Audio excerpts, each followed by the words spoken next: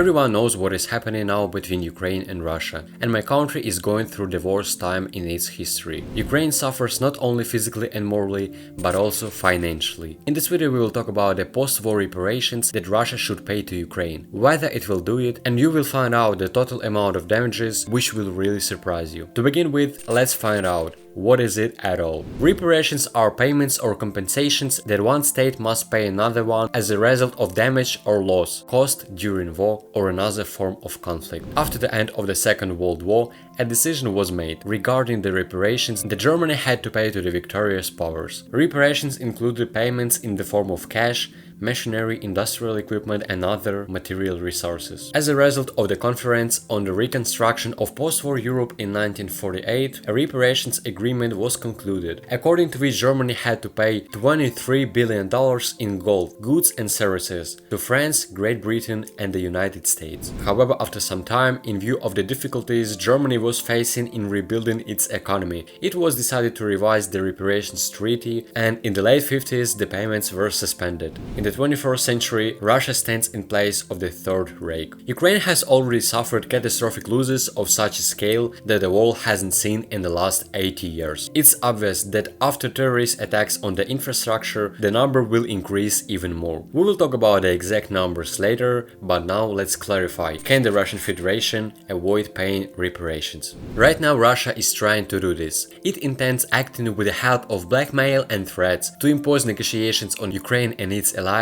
on its own terms, which naturally do not include the payment of reparations. However, the longer the aggressor drags out reparation negotiations, the worse it will be for it. I think that Ukraine and the whole world will definitely present Russia with an account after the victory, and the aggressor will be forced to pay it, one way or another. Sooner or later, the war will end, and Russia will simply have nowhere to go, and it will have to answer for its actions. Is it possible to confiscate Russian assets for reparations? Ukraine has already offered allies to confiscate Russian assets frozen abroad at the beginning of the war. The total amount of Russian reserves which were frozen in banks of various countries is more than $300 billion.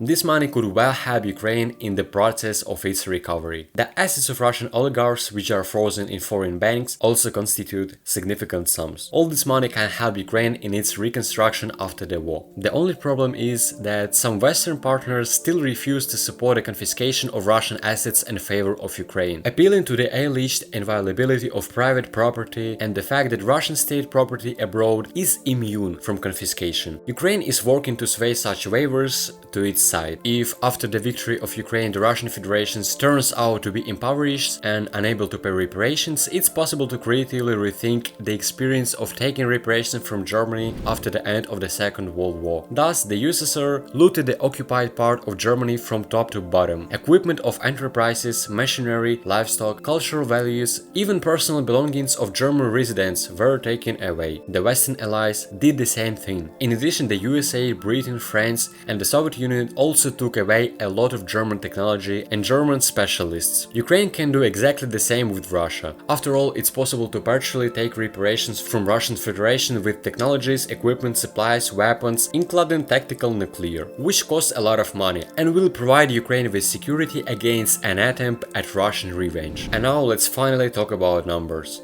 According to the researchers, during the year of the war in Ukraine, in general, more than 150,000 residential buildings were damaged or destroyed. An amount of damage from the destruction of the housing stock reached $53.6 billion. In the second place is the sphere of the infrastructure. According to the results of the year of the full-scale war, the losses in this area are estimated at $36.2 billion.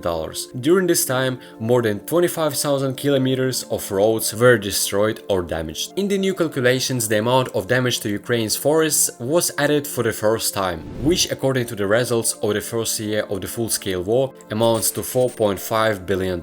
Losses in the field of education increased by $30 million compared to December calculations to $8.9 billion. Educational institutions continue to be damaged and destroyed. Damages caused to Ukraine's energy sector have also increased, amounting to $8.9 $5.1 billion.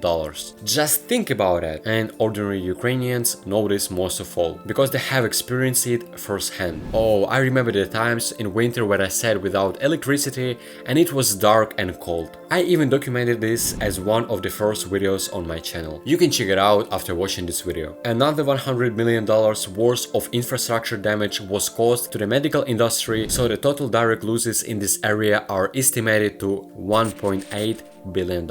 And what everyone has been waiting for, the total amount of damage caused to the infrastructure of Ukraine due to the full-scale invasion of Russia is $143 billion.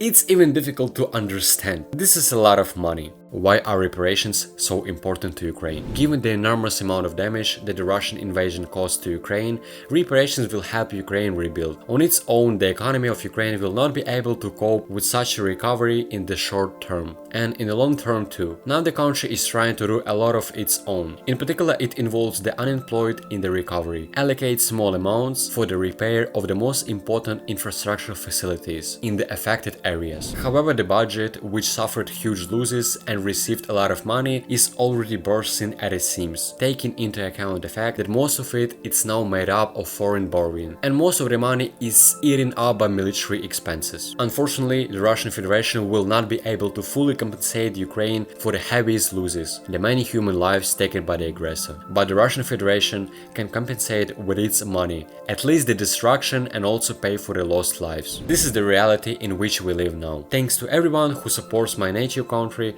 and if you want to support my channel, you can do it on Patreon. Write down in the comment section your thoughts and put like on this video. This is very important to me and will help YouTube algorithm to spread this video. And that's it.